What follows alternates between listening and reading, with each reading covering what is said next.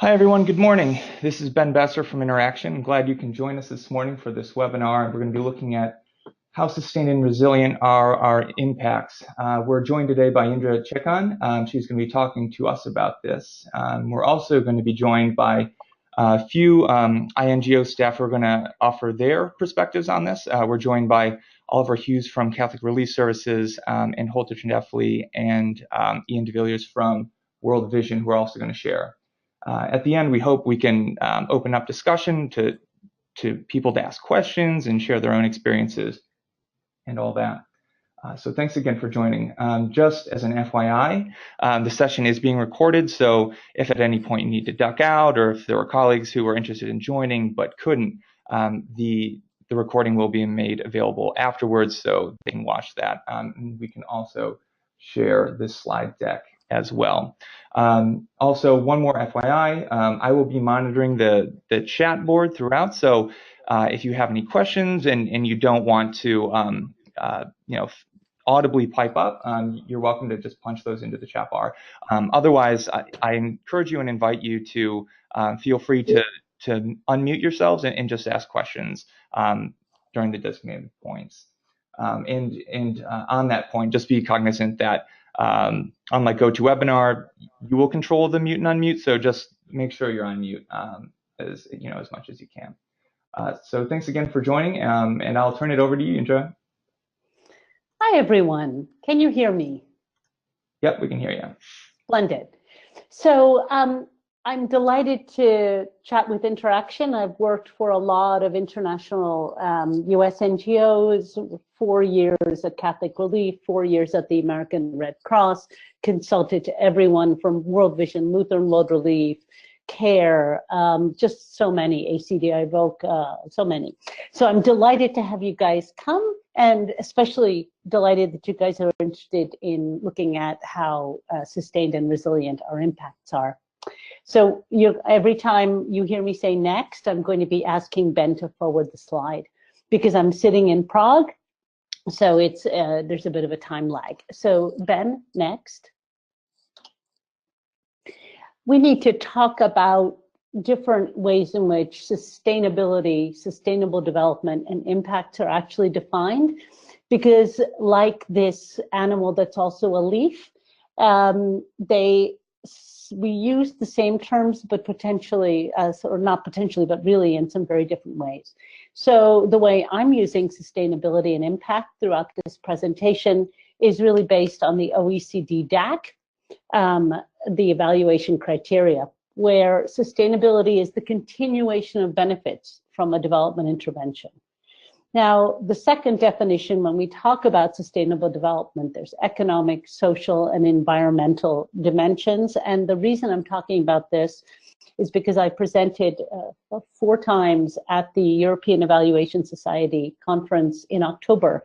And many of the corporates that were there and many of the people working on the sustainable development goals actually are doing so in ways that may attract more funding across all of our projects. And the SDGs seem to be a really important way in which people are tracking improvements in poverty, decreases in hunger, and so forth. Some of you may be aware of this, but I found in the NGO world, it's less pivotally important than it is among the corporates, the UN, and some of the other multilaterals.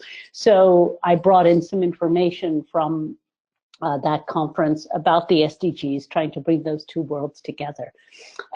Let's go forward. Next. So very much like that leaf is an animal and this animal looks like a leaf, impact is the same way. Again, I'm talking about impact as the probability of continued long-term benefit. And part of that is the resilience of risk of that net benefit, those net benefit flows over time. So not only are we having an impact, but for how long is that impact continuing? For those of you that are working on monitoring and evaluation, that is the very top of the logical framework. And so as a side note, when we talk about impact evaluation, that's actually, to me, very much a misnomer, because they're really looking at the effectiveness of interventions as compared to other interventions. They're not talking about the long-term impact. So I went to 3IE, and I was really rather shocked when I first started looking at sustainability and sustained impact, that there was nothing about long-term. They now have, I think, 2 or 3 studies. I know they had one from the World Bank, and they've now added a few more, but it's really surprisingly absent in what's called impact evaluation. Again, this is different from the impact where we're talking about the development that needs to meet the needs of the present without compromising the ability of future generations to meet their needs, and the impact investing people that talk about impact to reduce the negative effects of business activity on the social environment. So you just need to understand that different audiences are talking about impact in different ways, and those are not yet meeting in any one place. Next.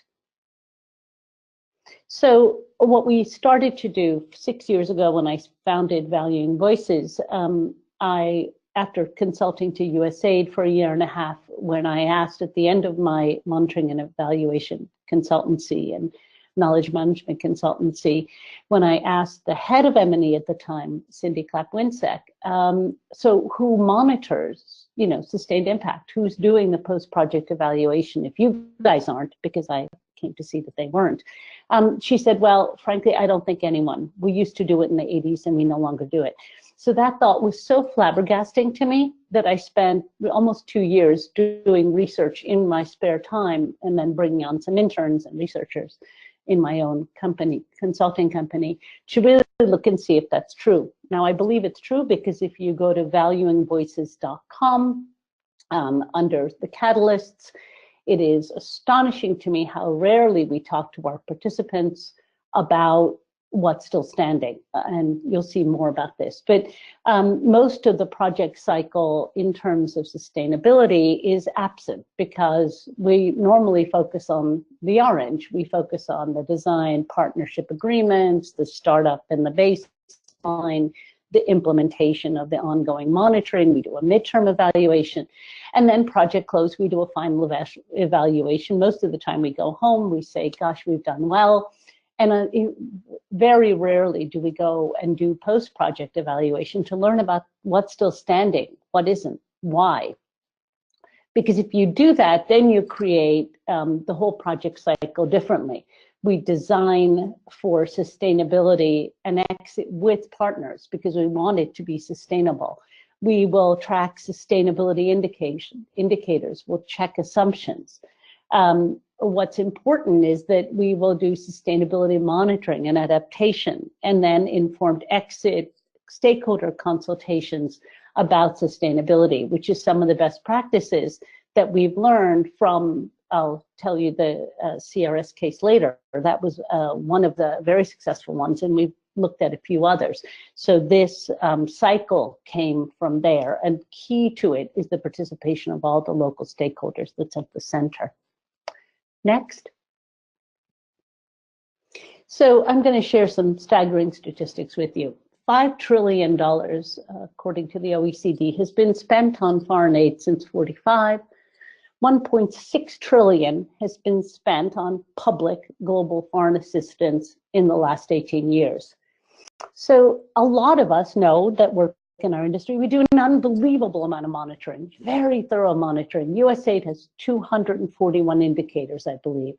The Europeans have vast amounts of indicators. We really care what's happening in our projects and that we're doing it well and that we have feedback, there's adaptive management, there are feedback loops. We're really, really doing some excellent work. But the problem is that less than 1% of all projects have been evaluated after we leave. And an MSI study a couple of years ago showed that USAID has evaluated less than 2% of all projects ex post during the, I believe it was the 2011 to 2015 time window. Major donors, so EU actually has done quite a lot, but most of the bilaterals have done one or none. It is astonishing to me that we exit without knowing what's going to be sustained. or don't do it afterwards, so we learn from what was or wasn't sustained. Next. So who's doing most of these post-project? And when we talk about post-project, MCC, for instance, the Millennial Challenge Corporation in the US, has, it very much depends on the definitions. We did a study for the Scriven, Michael Scriven's Foundation, and I've looked at World Bank documentation. We define ex post very much like the way we define sustainability and impact differently. Some people say ex post, some people say post closure, some people say post closeout, some people say a post completion. So finding them, because there's no common lexicon, is very difficult. But when I've searched for multiple criteria, Japan's JICA, their development agency, does one routinely. It's in their standards on every single one of their projects. They do post-project. OECD has quite a wonderful repository. The European Commission, I recently found, rather a treasure trove. And again, if you go to valuingvoices.com/catalyst, it's the Catalyst tab, you get to see at least links to some of those. Some of them are questionable quality, but unlike the MCC, their idea of ex post is after the project has completed, a few months or a year after, they do the final evaluation, and they call that ex post. So I'm just calling them out, but many, many organizations do this. The African Development Bank has done one meta-evaluation. There is an astonishing lack of really thorough work done by most of the bilaterals and multilaterals, especially including participant voices. So many of these, the few that have done them are often desk studies. Next. So what we have is we went out to the field, if we're going to say we're doing this, so let's let's do it. If no one else is doing it, so let's do it. So this is the CRS work in Niger several years ago. And so we went to see how best do we do it, because in addition to definitions being flawed, methods are genuinely all over the place. You would do it differently. If there's a baseline, you would do it if there's a good baseline. Most of the time, we just focus on the final evaluation, since baselines are often not done in the same way as the final, so there's less comparability to the post-project. On our website, if you search by Scriven, S-C-R-I-V-E-N, and you'll see it later in the presentation, there's a report that talks about all the methodological issues. But they're not insurmountable. Certainly we can get to contribution rather than attribution of our projects to changes. And we're looking at anywhere from really 2 to 15 years out. Next. So why do we do these things? So this conversation on the left is actually one I had with a World Bank guy. We were talking about each other's work, and I said I do post-project, and he said, wow, that must be depressing. And I sat there and I thought, really? You don't think there's anything standing?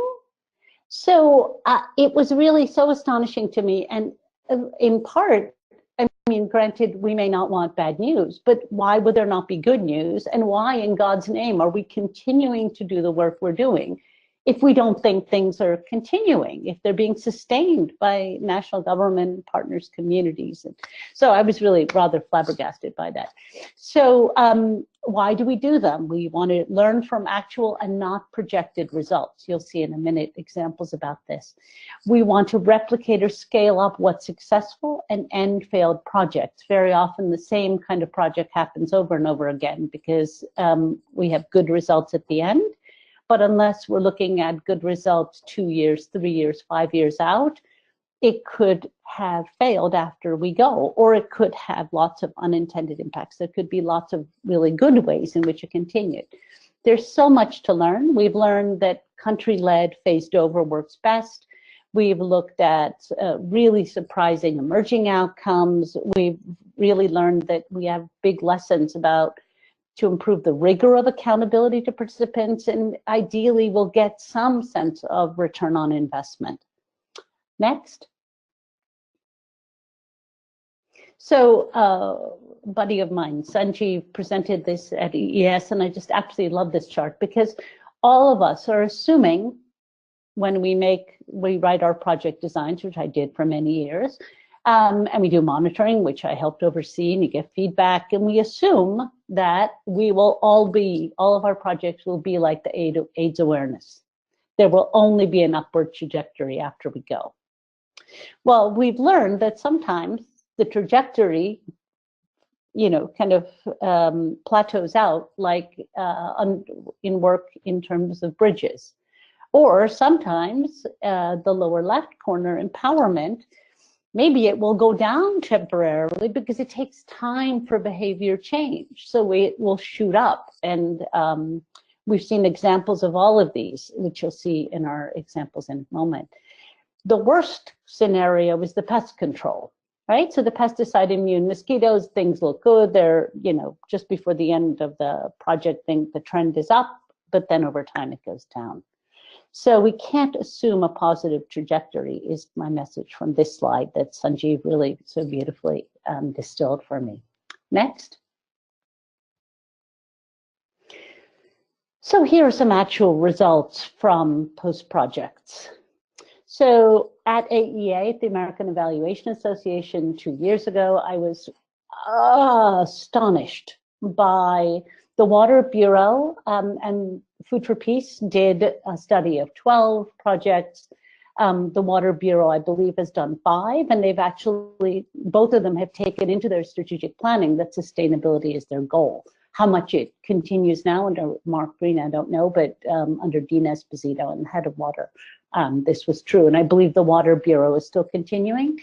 So this chart shows you kind of the worst case scenario.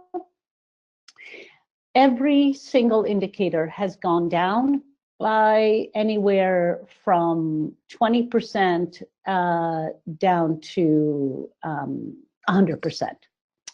So the only indicator that went up here is open defecation, which is very bad news.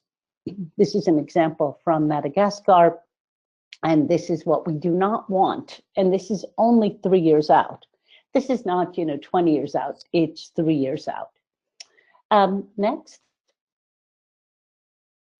Similarly, we did a study looking at one of the very few, we only found in the World Bank's repository of PPERs, which is their post-project.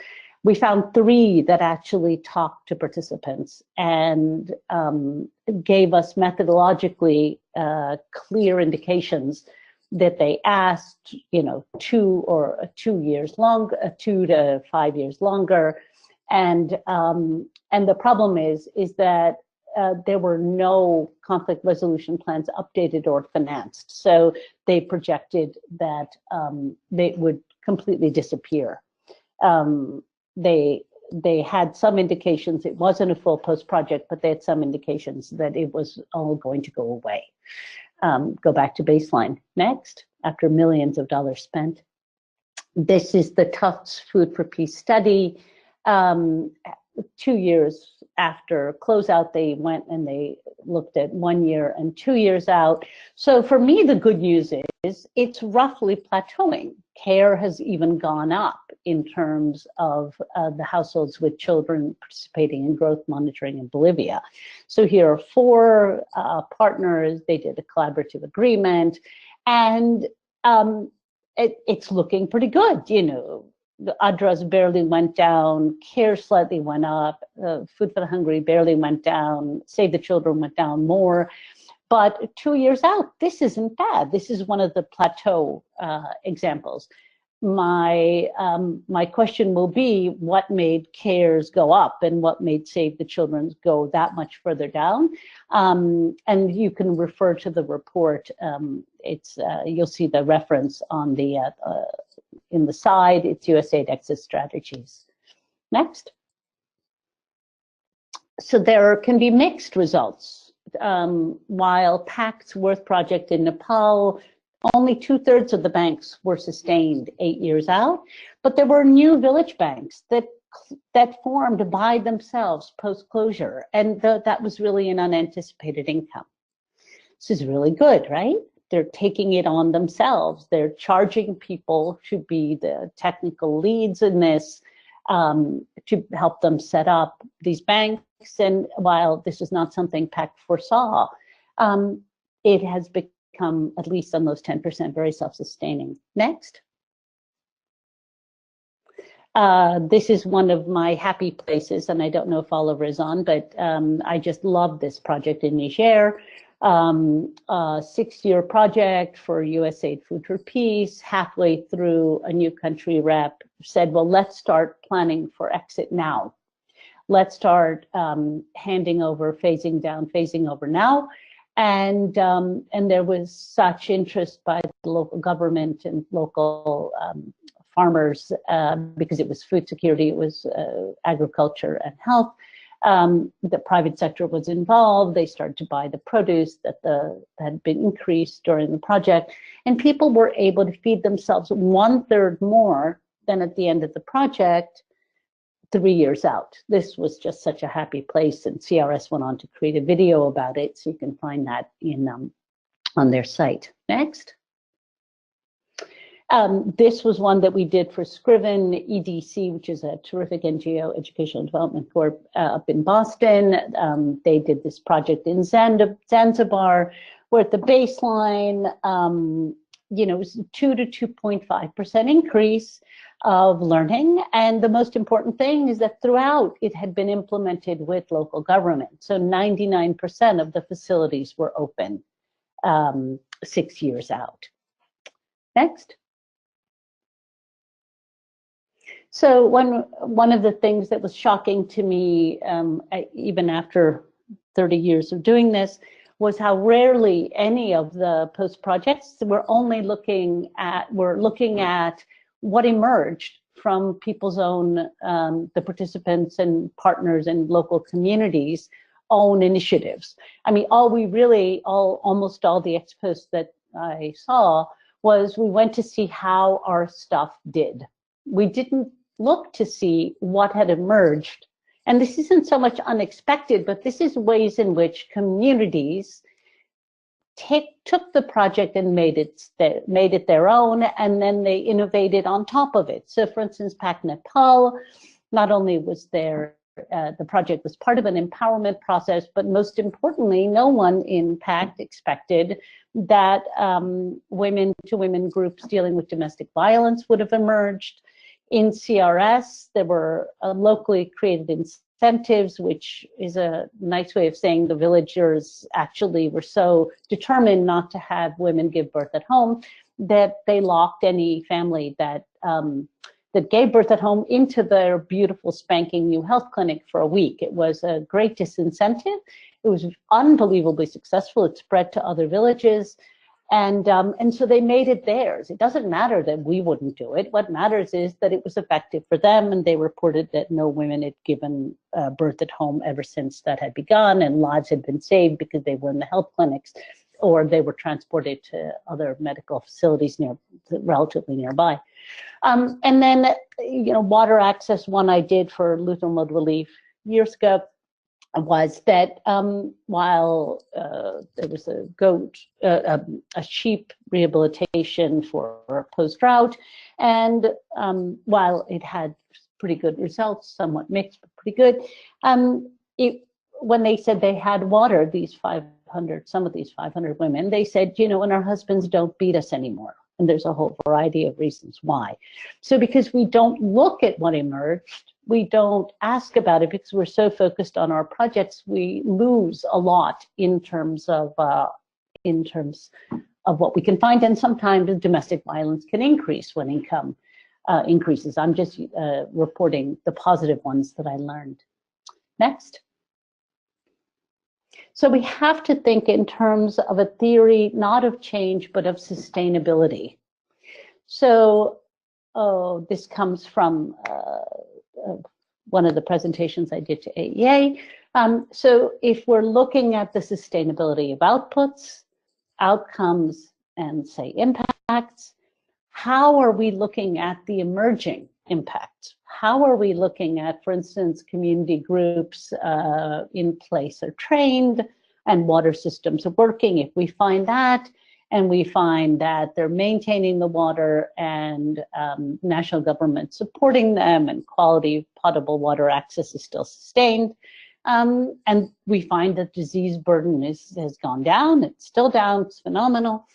How are we looking elsewhere at what is emerging? So in one case, one of my colleagues told me about this project that women were trained as facilitators.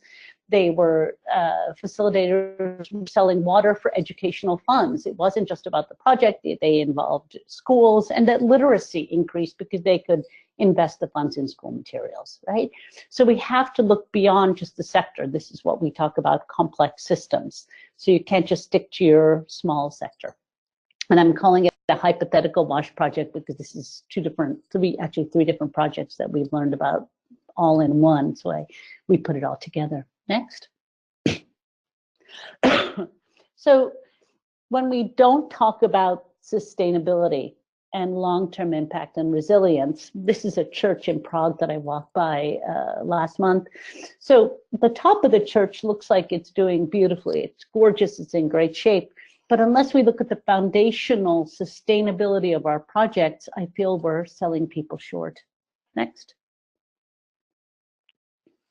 So Omar Ba, I love this. He said, it's not about your project, it's about my country. So I really, many of you on this call will know that, right? You'll know that we're intervening in people's lives in countries. But it's really, for them, projects come, projects go, and it's really about creating sustained change. For the people on the ground, while they're profoundly grateful, as CDA's Time to Listen has taught us, they're very, very grateful. But they want sustained change. They don't want change that only lasts for 5 years or 6 years or 7 years. Next.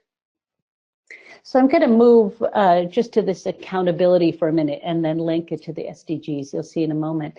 So we created this chart because so often we saw that in the post-project programming showed us that very often we're focused on accountability of the implementer to our funder, rather than asking the question, how are we all accountable to our participants? Because if it was our participants that we were accountable to, they would be demanding sustained ex post evaluation to see how well. Frankly, I think they should be evaluating us. And I'll tell you just a quick story from a study we did in Southern Africa, actually, which we can't publish because the results were very negative. But and the client has decided not to publish it. A district officer raised his hand because we have debrief. We share with the community our findings. We get their feedback before we do the report. We revise things or add things. And this district officer, who's in his 80s, stood up and said, I have been working for the government for 60 years.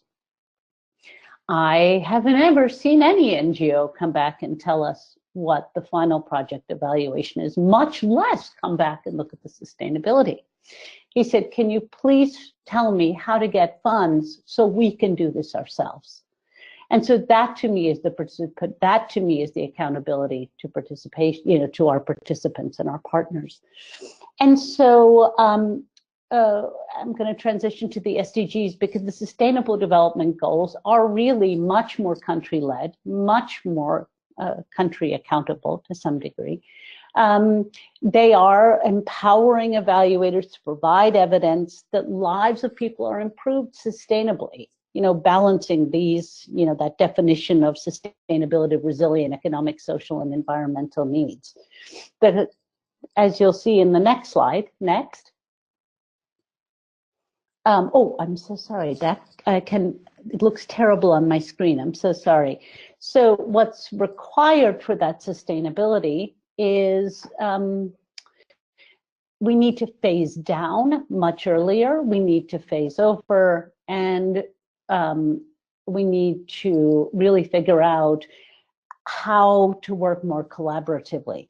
So the Scriven study showed us that there are many assumptions that are made about the quality of implementation, financial and human resource strapped governments. Simply, we assume that they will take over, but we've seen time and time again they're unable to, especially because we come in with these multi-million-dollar projects.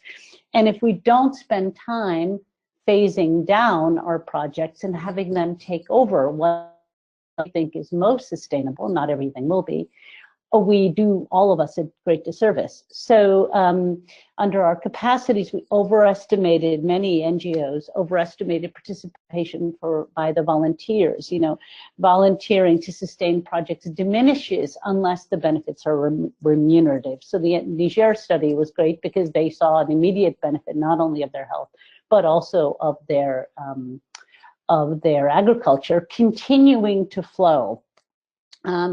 And then without an active focus, I really think this is vital on youth leadership. We need to phase over to not only local participants, but very often involve the youth, because 10 years down the road, the youth are going to be ones that are going to be sustaining any vestiges or all of the project activities. And so unless we're involving them early on, they won't be able to sustain it. And then the last one is we have to do collaborative exit planning. Next. And so this is important in terms of the SDGs. So there's a huge sustainable development goals indicator set. Some of you folks may know about this. They've gone from big indicators at the national level, and they're trying, many governments around the world are really trying to do indicator monitoring of how much less poor are we, how much better is our environment. At the national and even getting down to the regional and some of the local levels. So this looks so promising. You're not supposed to read any of it. It was just to give you a sense of the scale. Next. And so the OECD countries, again, there's you can look at the sources if you're interested. OECD countries are green is great, yellow is good, orange is not that great, and red is bad. So again, in terms of having the means to do this, OECD is doing quite well. East and Southeast Asia is mixed, and Sub-Saharan Africa is looking not that terrific. My concern about the SDG data sets is that they are slice in time, and there is no attribution. That's my biggest concern, and that is the attribution is you know, it is the entire economy and it's causing, you know, poverty to go down. There's no attribution to this particular project in this particular region is the reason why not only people are better off financially, but they're less malnourished and their environment is really improved because we are doing food security, which involves agriculture, health, and natural resource management. So there's a big flaw for me in the Sustainable Development Goals. Next. And I have 3 more minutes, so I'm almost done. I'm so excited. So one of the things that I think is just so important is, you know, so many of us in the NGO world, me 30 years now, talk about we just need more resources. Many people have said to me, Indra, we really want to do post-project, but there's no resources. I've tried advocating to the US government. I've tried advocating to EU to get more funding, to the Czech ministry, because I'm sitting in Prague, and I just can't get any traction. So I continue to do this kind of work. We just did one in Tanzania, but also we are really trying to figure out who else could be the engine for sustainability in terms of looking at that macro sustainability definition. So I just want to, we started this thing called Impact Guild, but that's neither here nor there. The only reason I'm pointing this out to you is that development financing that is potentially available for NGOs, look at these figures. We are trying to implement a shrinking number of development projects. That's humanitarian needs are going up. We're finding a lot of the budgets are being shifted over to humanitarian for 146 billion of the official ODA. But look at the development financing that is potentially available. It's over 8.7 trillion. Now, granted, not all projects that we do are going to be remunerative and financially beneficial so that impact investors want to do it. But for instance, the ICRC has just launched a volcano cat bond. Or, if there's a volcano, they get money, and impact investors are willing to invest in disaster preparedness and response if there are volcanoes. There is CARE has really interesting impact investor work. Some CRS has done a bit. Mercy Corps is really pretty high above head of the pack. There are NGOs that are doing this, so don't despair. There can be funding found to do this from the private sector, but the results have to really be quite good because impact investors have those demands. The only issue is that right now impact investors really consider impact synonymous with results, but there's slowly a movement happening among evaluators that we're all, and good project implementers, we're kind of pushing them to say, well, impact on whom? Are we hitting the top of the pyramid, the middle of the income pyramid, or are we moving toward the bottom of the pyramid? So exciting times. For them, SDGs are really important because they want to say we're really changing how the environment is, how poverty is addressed, how hunger is addressed. And so it's a coming wave. So I wanted to tell you folks that there's hope in the future. Next. And that's it. So thank you so much. Come to valuingvoices.com, take a look. All of our stuff is open access. So thank you so much. Thanks, Indra. At this point, I'd just like to turn over to someone to share examples from their own work. Oliver, I see you're on. You're ready to go. Yeah. Yes, yeah, I'm on. Can you hear me okay, Ben? We can, yep. Okay, great.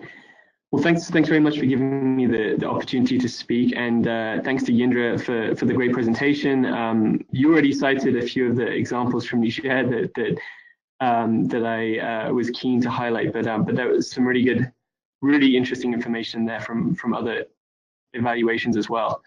And I think World Vision will also speak after me, and I just wanted to say, I've learned a bit about the work that World Vision have done in ex post evaluations this year, over the last few years, and I think that work is really impressive and very comprehensive. What I'd like to talk about is what CRS has done, and it's less comprehensive, it's less wide-ranging than World Vision, but we have been able to do a few post-project evaluations over the last couple of years, notably in most cases using our private funds.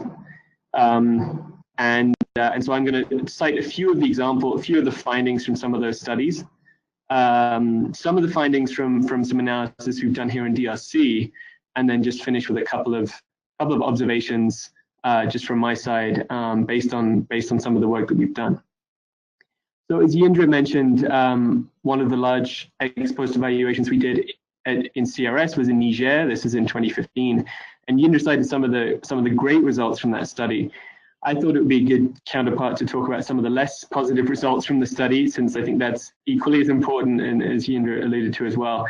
I mean, I think as she said, anytime you do ex post learning, you learn something new about the project, about what the project left behind. And so among the things we discovered, while there were a lot of impressive impacts, some of the activities had almost completely ceased 3 years after the end of the project. So among them, literacy groups, theatre groups, and tree seedling nurseries had almost completely ceased to function.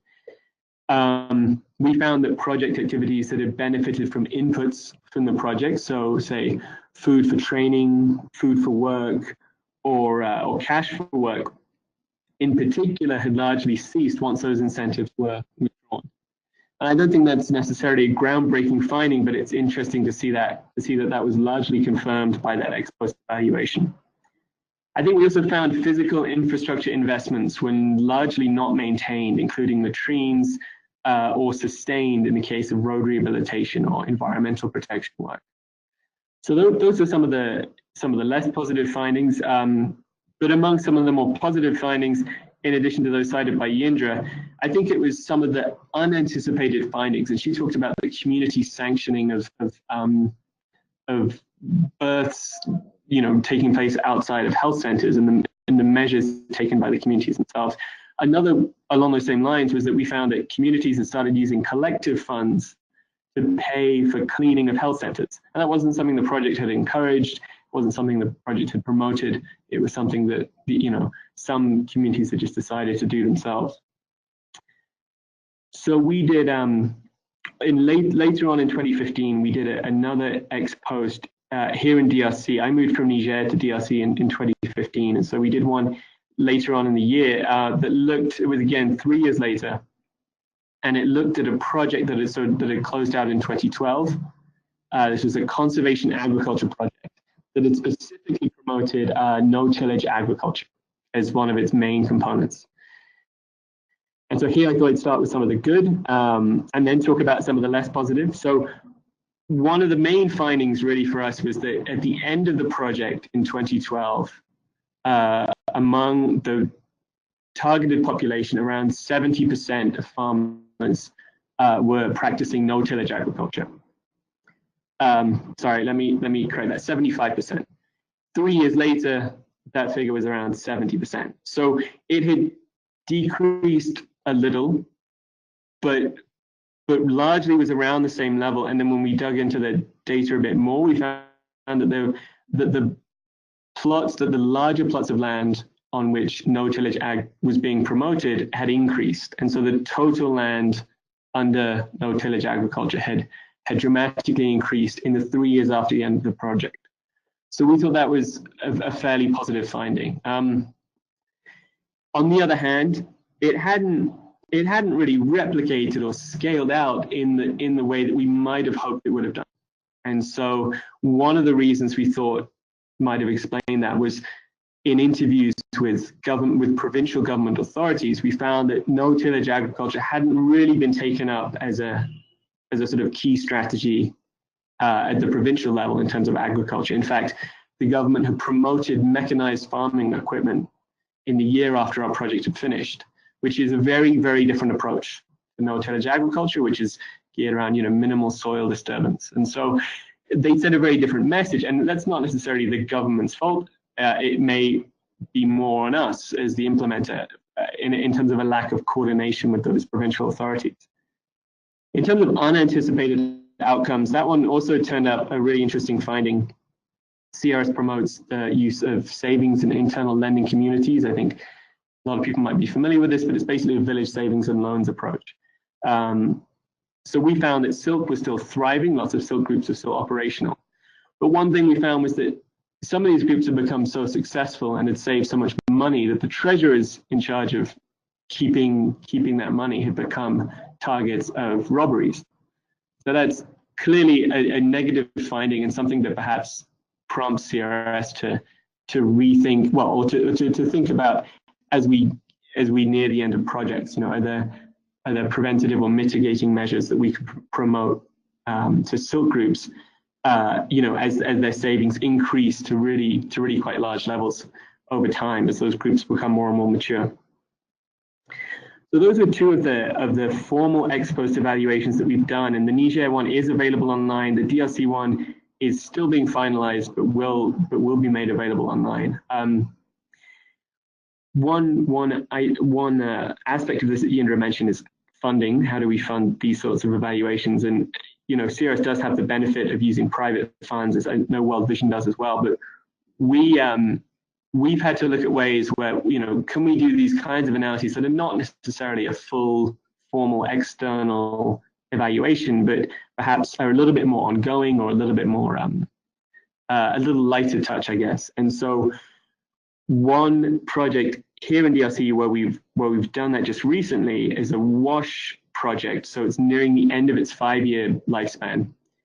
It worked in phases where we would go into villages, work for about 18 months of accompaniment, and then the villages would graduate out from project support. And there'd be a second phase and a third phase and up to 5 phases.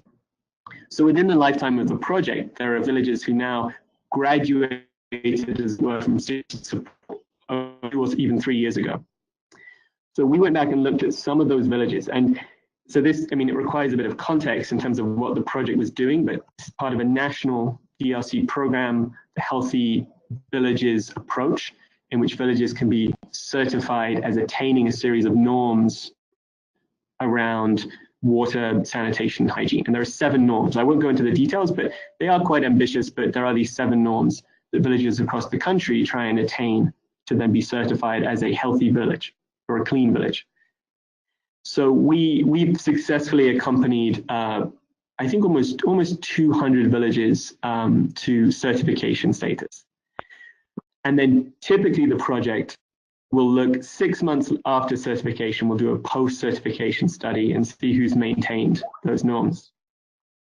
And so we went back and looked at 2 years on, and we looked at 26 villages, and we found that 0 of those villages had maintained all of the norms. So none of them had actually maintained their status as a healthy or clean village.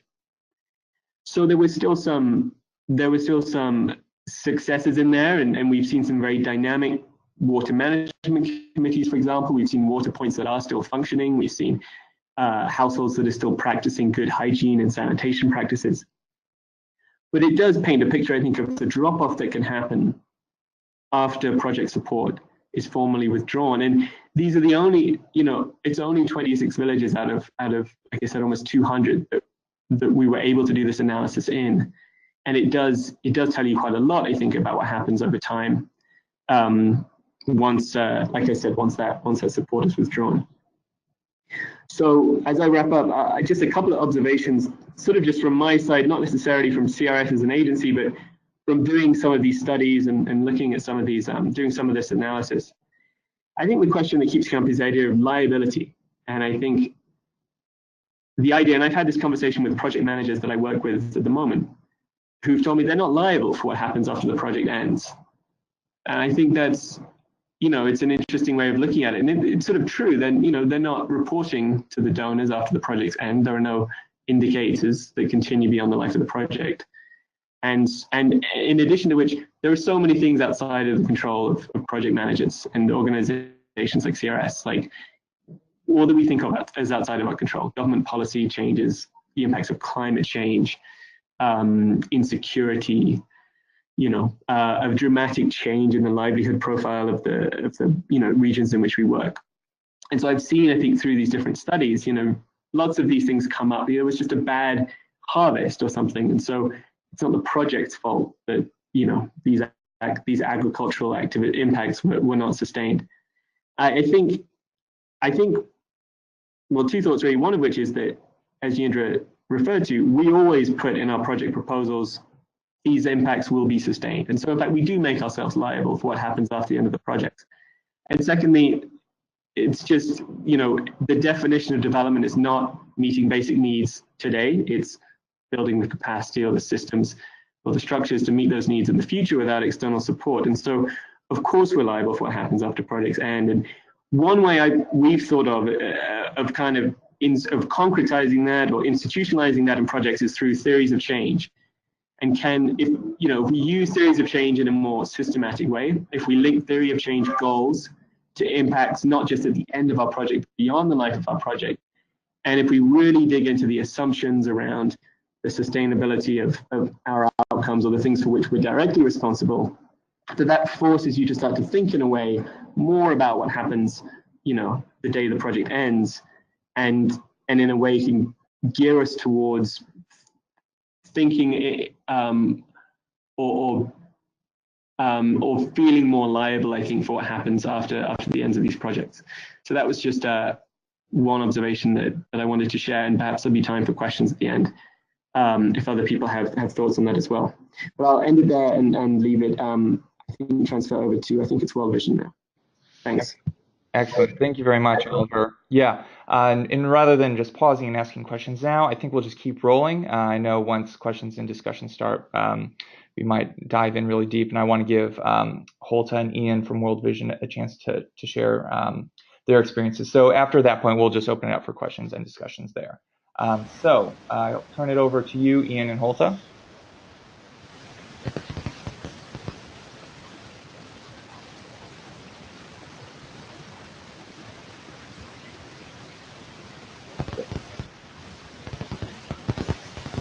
There's Holta, this might be you. There's a bit of static, or someone.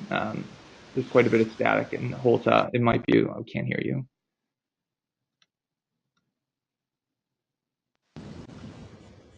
Hello? Yep, we can hear you now. Okay, I'm sorry.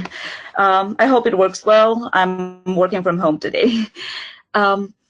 Thank you for sharing, Oliver and Yindra. It is a pleasure to be able to share some of World Vision's learning. Ian and I will not focus so much on the programmatic learning, rather more on the organizational uptake from the learnings that we have had on the from the exposts. So I will be sharing briefly how many exposts we did and some of the challenges that we had when it comes to promoting the work of sustainability within the organizations, and then Ian, as a counterpart at our World Vision International office, will share a little bit more on how some of the work that had already started outside of Expost incorporated some of the findings from the Expost to what now as an organization we're promoting in terms of sustainability. Can we move to the next slide? Yes. So what has been done?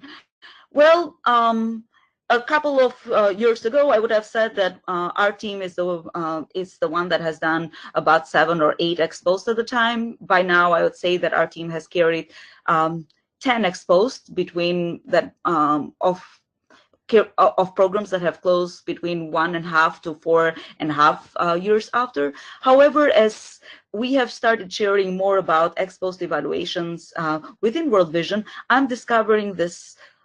So many more ex-post evaluations have been done in the organization, but that because either due to the size or for some reason there was not enough traction, we haven't learned from those ex-posts. So while I'll be speaking mainly from the 10 expos that my team has been involved, there is so many more that World Vision has expos that World Vision has been doing, and maybe when I speak about the challenges, I'll touch a little bit more of like why there hasn't been traction if we have been doing more expos than we are actually that I'm actually sharing. And for the record, we have not published externally any of the exposed evaluations. So in terms of the reports, we have shared a lot more in terms of findings or lessons learned, but not necessarily the report. Most of our projects that we have done exposed on are programs funded in Kenya, Uganda, Kenya, it's twice here, India, Myanmar, Bolivia, and these were child sponsorship funded programs.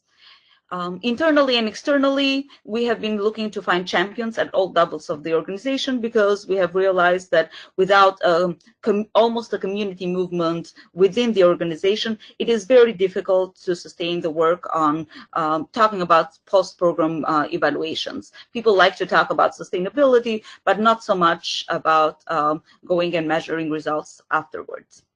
Next slide, please. So what are some of the challenges? Well, the main challenge has been the uphill battle of sharing results. And some of it may be because of the second point, which is the nature of findings. A lot of times, the results that we find are mixed results. They are complex. They are less straightforward answers. You listen to both Yindra and Oliver making a point about the unintended consequences or unintended outcomes, and so a lot of when you capture the whole story of what a project has done, as well as how it has impacted the lives of people, the stories are complex. So it is very difficult to get the clear picture. Yes, no, was the project impactful? Summarized, synthesized in one concise sentence. And this is very difficult for our marketing people who come with a different mindset, but also for a lot of our program and technical people to grapple with. So this has been one of the second challenge. So the first one, it's the uphill battle of sharing the results because of the expectations of what should come out from the exposed, and the second, it's that the nature of the findings themselves require a narrative, and describing a narrative that it's that has more plots and twists in it than we like. The last challenge has been finding a good reason for doing the exposed for the right reason, as an imperative moral and choice, rather than just getting caught up in the novelty. A lot of the stakeholders that we talk to do agree on the imperative moral, but are more we find more support, let's say, in the leadership or also in our marketing, when we say CRS has been doing this. This is a trend that has been going on. This is where maybe USAID would want us to go and challenge ourselves. So there is a little. We often try to sell the novelty of the exposed rather than the imperative moral choice, and I think that was one of the challenges that we had, and that goes two ways, from both of from the teams that advocate for exposed, but also from the recipients, the people within the organizations that have the power to commission this type of evaluations. Can you go to the next?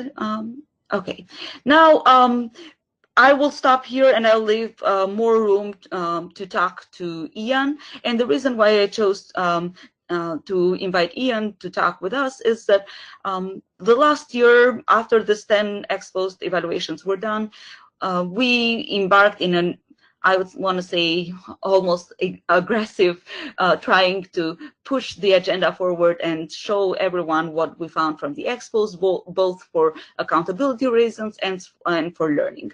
And as you heard, that one of the main challenge was the uphill battle of how the messages and the learnings were received.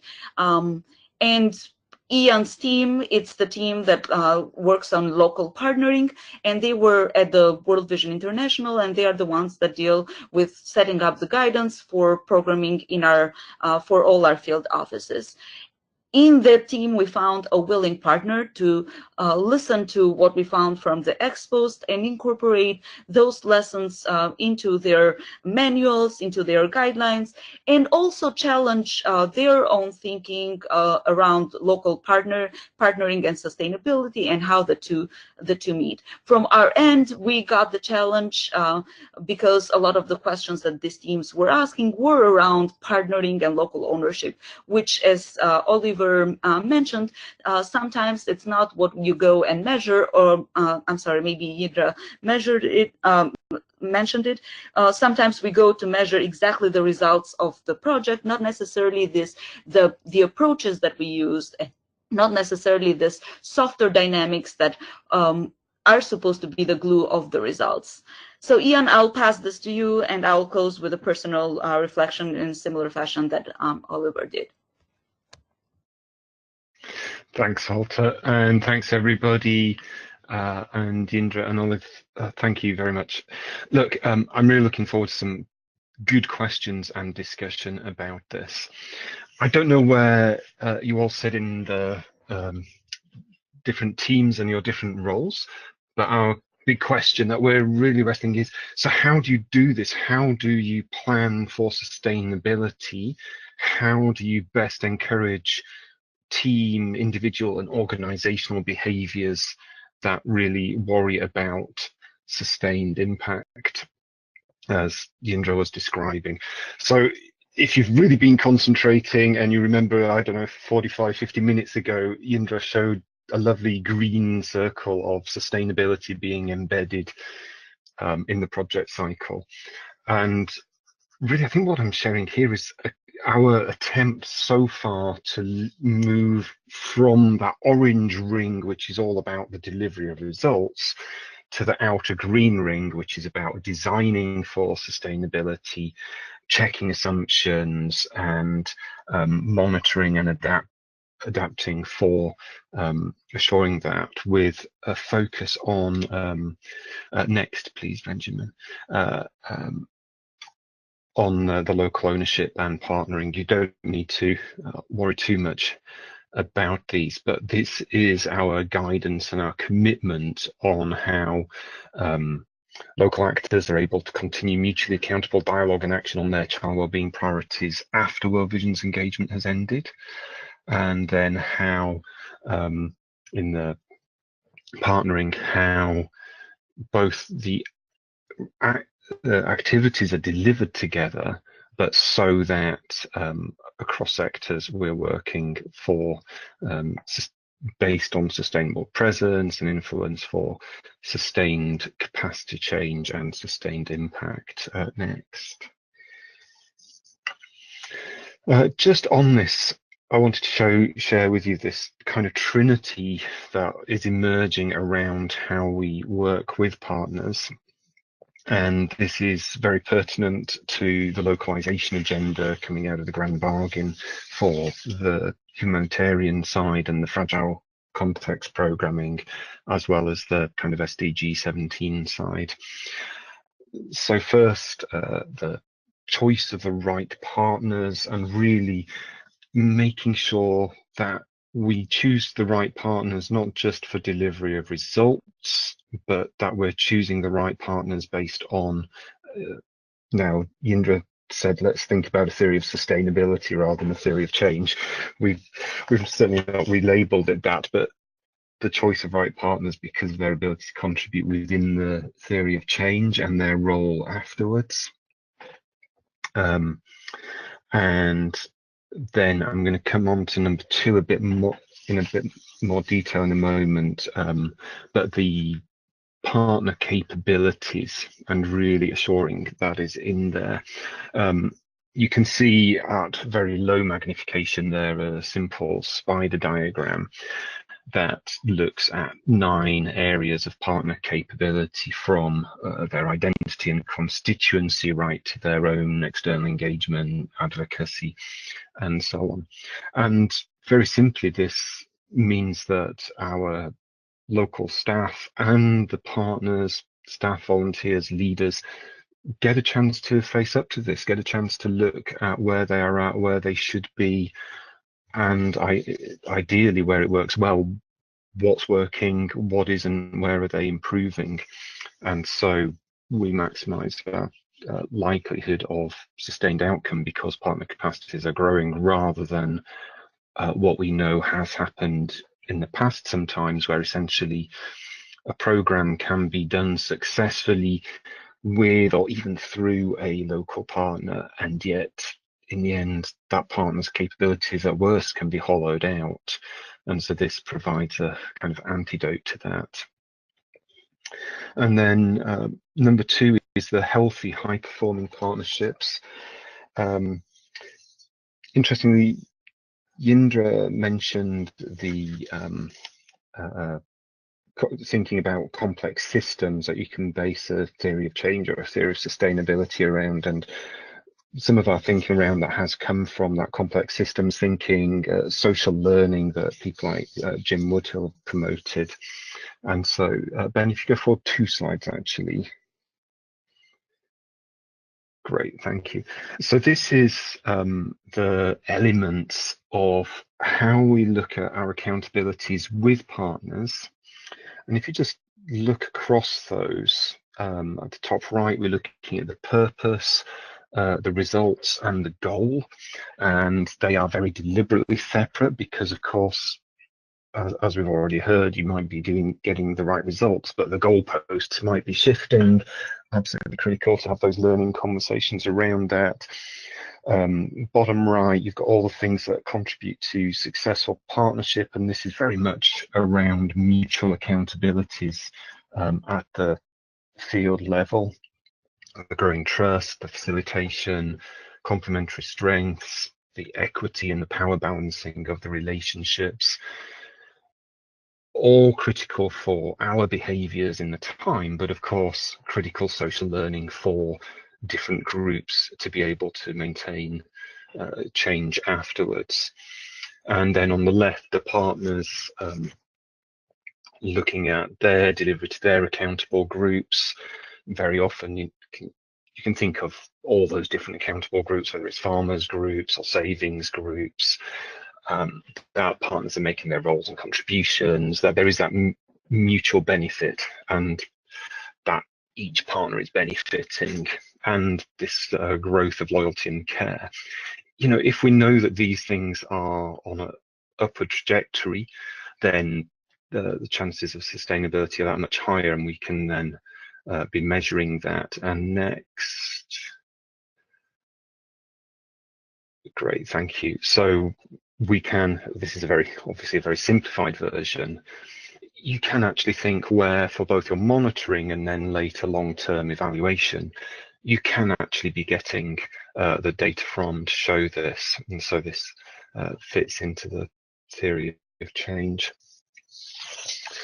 And I want to add one more thing, if we can go to the next slide.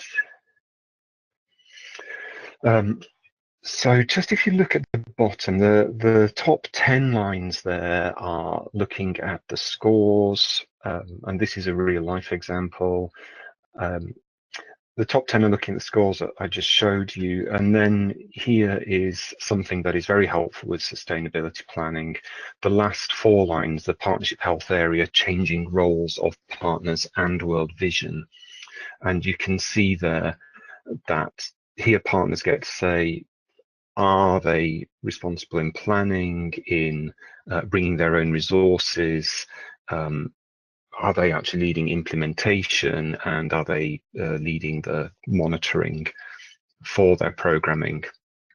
And so it's we use a very simple double arrow just to say who's driving. Is it World Vision driving? Is it the partner driving the planning or the resourcing or the implementation or the monitoring?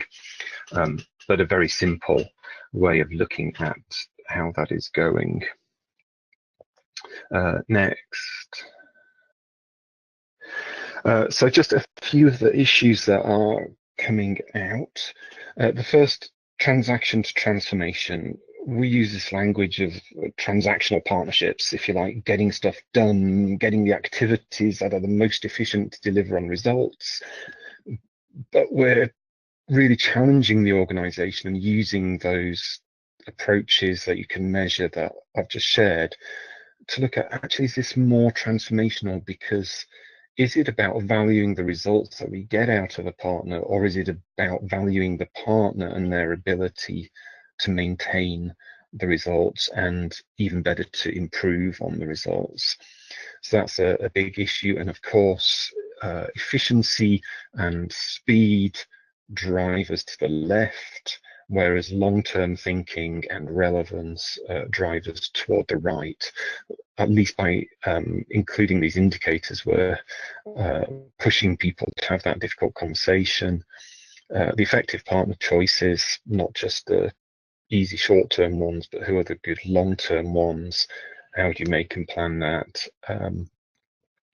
And then finally, in programming, of course, programs, as I think we all experience, look at the activities and results, but by embedding some of these sustainability indicators and working to get the uptake into the technical programs, then it allows staff to build time in. So I showed you that little spidergram very briefly about partner capacities.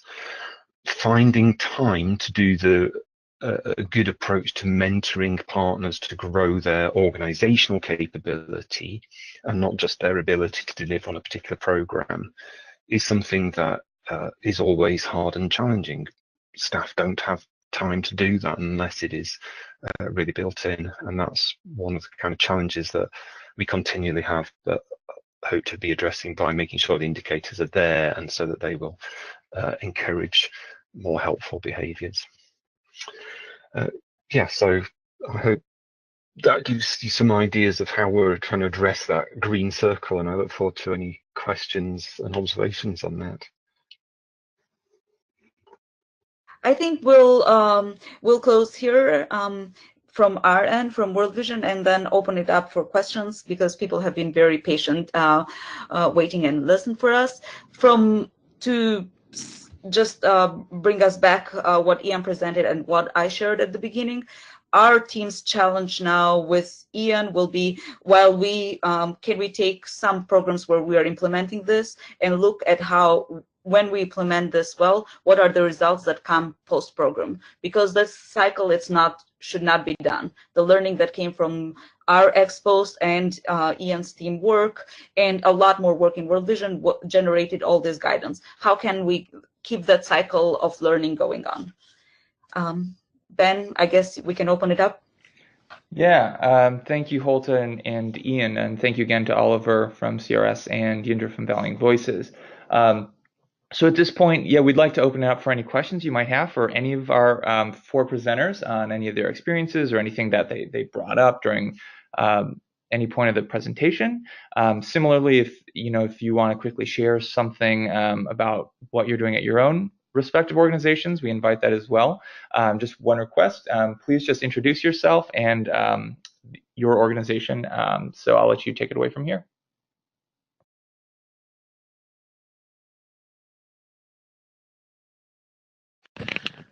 Hi, so this is Eric Sario with Save the Children. Am I on? Yep, we can hear you, Eric. Okay, so apologies for jumping in first. Congratulations to the 4 speakers. This is remarkable work that you guys have been doing all around, and I must say I was unaware of a lot of it, so it's fantastic. I guess it's a bit of a question. I mean, I think especially the last discussions emphasized a lot. I mean, a lot of the things that are, I think, value-based, that intuitively a lot of people I've spoken to before about partnerships, about the way to frame partnerships, the way to look at even the quote, it's not about your project, it's about the country. So this, this process orientation, the defining the ownership is very powerful. Oxfam and SAVE have actually tried to do some work on measuring ownership, just for the record. But the thing that interests me a little bit is the translation of all that work to donors, to kind of maximize the learning. And in this sense, the ability to track the initial desired public goods results would be very important. So I wonder, some of these presentations had, kind of outcome measures that were tracked over time, over 3 times, and we saw how very often they dropped to 0. I've had an experience with Concern where we had better results than that, but out of it came a measurement of these trends. And I wonder whether speakers, networks, could try to collaborate further in linking all these process evaluations to some metric, and we have a paper out where we propose a metric about the public outcome. So that wouldn't be the emerging benefits, and it's very interesting that you guys show that emerging results, but that the initial results, see to which extent, what distribution of results we have. So I wonder whether there's appetite in this group for pulling forces and trying to kind of aggregate a little bit some of these studies, especially when we have outcome measures to report, which would be very attractive to the world and to donors. Thank you. If I can, this is Yindra. Oh, I'm just so glad you liked it. We've been at this for some time, all of us, so I'm just so glad that it was received well. One of my goals in life is that this becomes standardized, as it has a JICA in the Japanese Development Agency. And all I wanted to say is that I've learned a lot today as well, in terms of the partnerships. I'm doing some exit consulting for another organization. I'm going to incorporate this far more. But my goal, if I have a dream, it would be that we would be crowdsourcing the results of projects, using the internet, getting people to, not us necessarily always going out, but for us to use the internet to get feedback on what's still standing and what emerged. So, so if anybody wants to work on that, I'm delighted to. I can't imagine how to do that metric to link the process. I can't wait to hear about the Concern project. Do let me know offline. And that's all I was going to say, but I'm just delighted. The more we get feedback on what's still standing, why not, the better we can be. Thank you.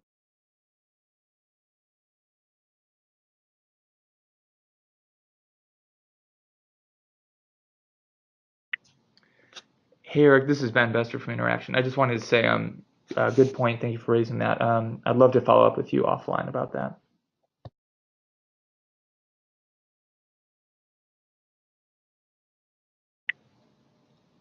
So any other questions anyone might have?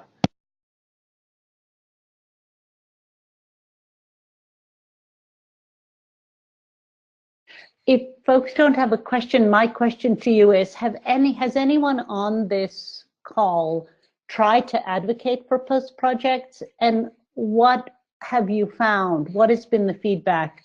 What do we need to advocate to for our donors or within our organizations? Thank you.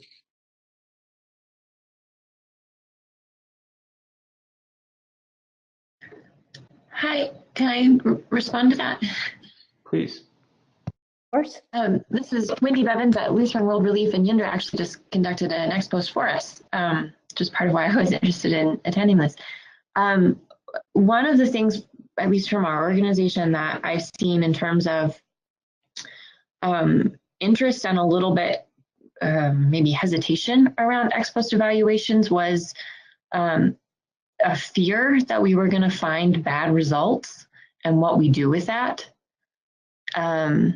But, you know, internally, we really do want to be a learning organization, and we want to improve from either past mistakes or past oversight.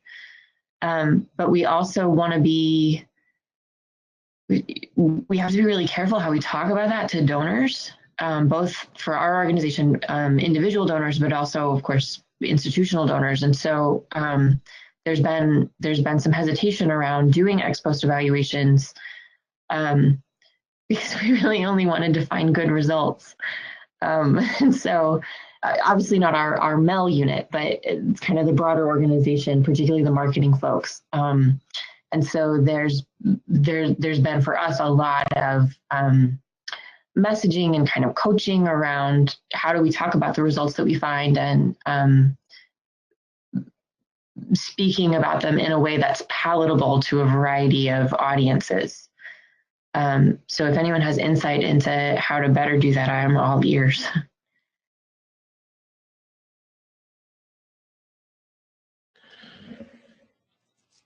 Eric, again, nobody's jumping in, so I'll just say a word. USAID 5-6 years ago, maybe even more, was very interested in terms of policy and planning, and we had a number of discussions. I think in the end, they funded some ex post evaluation in the education sector, so that got a lot of interest. And now, as you know, with USAID, there's a big emphasis on the journey to self-reliance. And I think, you know, there was an evaluation summit a couple months ago, and I think this is triggering a lot of renewed interest in sustainability studies. So it might not always be ex post, but it might be more, you know, kind of the ongoing learning, the theory of change or theory of sustainability that people were speaking about. And then I won't speak for the work of my colleagues at ICF with WHO, because I'm not with them anymore, and maybe one of them is on and wants to take it on. This is Yindra. I just very quickly want to say, Wendy, thank you so much. And I see Virginia Lamprecht from PPL. We used to work together when I consulted there, and I did one of the 4 case studies in Uganda. And we found sustainability 15 years out, right? It's complicated. There's things that are falling off, but there's astonishing when the country locals feel the value of something, they will find a way to sustain it. It was really rather remarkable. And I think everyone is afraid to share bad results. You know, even thank you, Oliver, for sharing some of the negatives, because it was all of the things that weren't sustained were the food resources, things that were incentivized that way. So we have a lot to learn, but yeah, that's all. Thank you. Maybe just to add as well, sorry, just very quickly, but on CRS's side, I talked about 2 ex-post evaluations done in Niger and DRC. Yindra mentioned an evaluation done in Southern Africa where the results were not shared because they weren't very positive, and I'm pretty sure she was referring to CRS. So another evaluation was done in Southern Africa that was not made publicly available for that reason, because results were not particularly impressive. So, but in the sake of transparency, that it's something that CRS has struggled with too.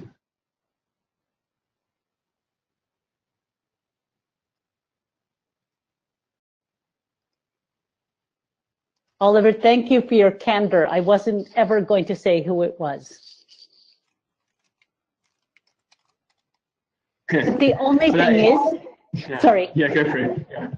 I was just going to say, folks, we learned there is I honestly believe this, there is so much more to learn when things don't work than when they do, or as much, because you can learn what is really broken and go fix it. Because if it's broken in one place, it's probably broken elsewhere. And it's these artificial assumptions. I mean, one of the projects in Southern Africa, this project that we looked at, they only had like 2.5 years of programming. They weren't designed for sustainability. It was designed for short-term results.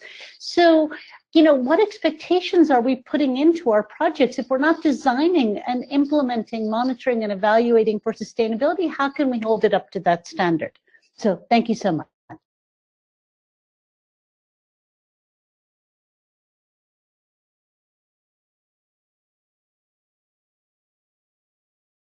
I see Virginia's mic. It's on. So yeah, I'm just typing in a couple things okay to the chat box. Okay, this is Holta. I see we have a few comments on the chat box that we will for sure follow up. Virginia, do you want to speak over here, or you are okay with the chat box? Yeah, just I did add a couple of comments.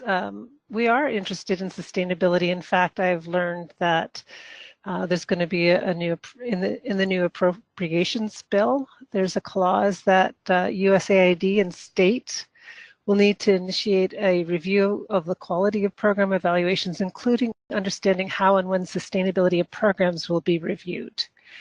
And I've been working with the evaluation team and others at AID to come up with a couple of guidance notes, discussion notes on learning from a set of evaluations. The first one that we hope to publish soon is going to be on evaluation synthesis, including meta-evaluations and meta-analyses.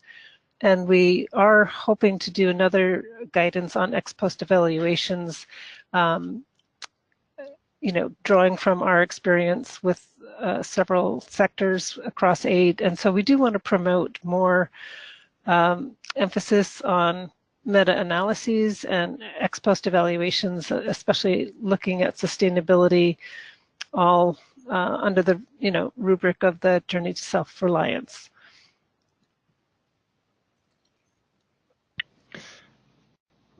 Thank you. Thanks, Virginia. And thanks, Indra, for all your work. We actually featured one of the studies you spearheaded in the new discussion note. So hopefully you'll be seeing that at some point in the future.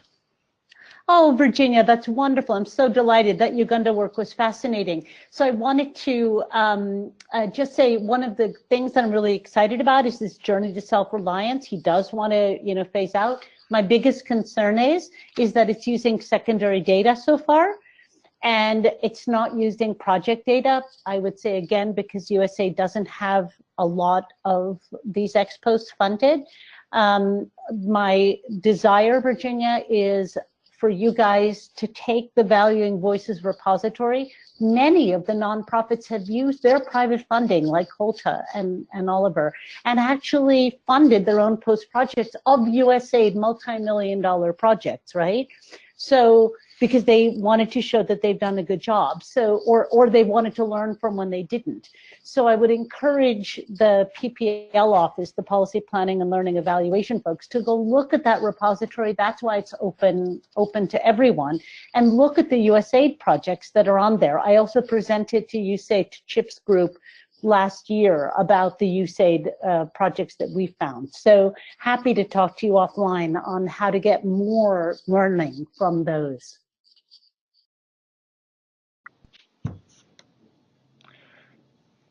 Thanks, Indra. Ben from Interacting here. Just want to read something in the comments. This is from Isabel at CDA. She can't speak, but she just wanted to mention something, a source of materials that might be helpful to you all. Recently put out findings and publications from Stopping as Success. So this is Planning for Success from Start to Exit, and those are available on stoppingassuccess.org, and you can find that in the comments. But essentially, she said they're going to be in the near future adding case studies of responsible and successful organizational handovers, phase-overs, spin-offs, and complete exits in a few countries, including Colombia, Bosnia, Kenya, Philippines, Morocco, Burundi, Thailand, and in Georgia. So just keep an eye out for those. Also, I'd be happy afterwards, in addition to sharing with you the link of the recording and the PowerPoint slide deck, to also compile the comments with like links to different metrics or resources that might be helpful. So you can take a look in the comments and see those now, but just know that I'll also compile those and send those out later. In the remaining 2 minutes or however much longer we have left, are there any other questions or comments for our presenters or on anything else?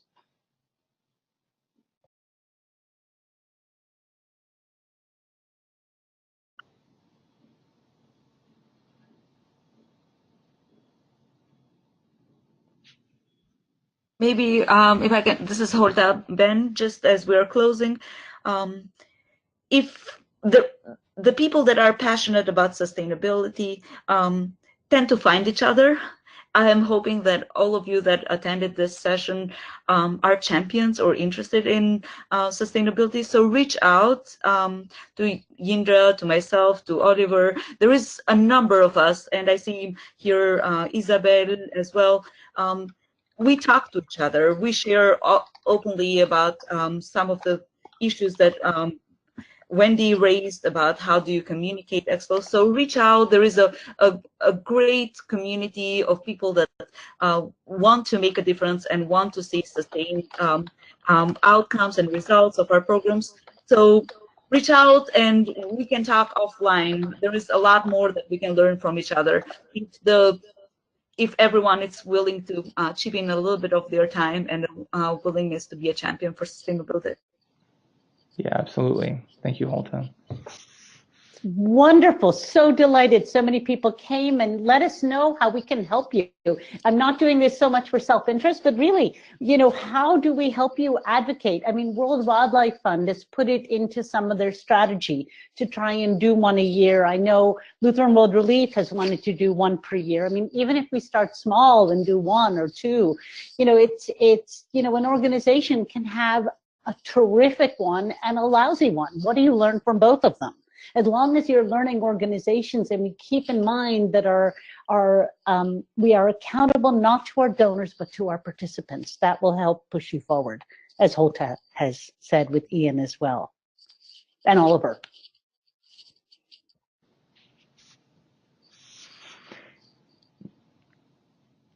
Yes, I second that. Absolutely. Thanks, Indra.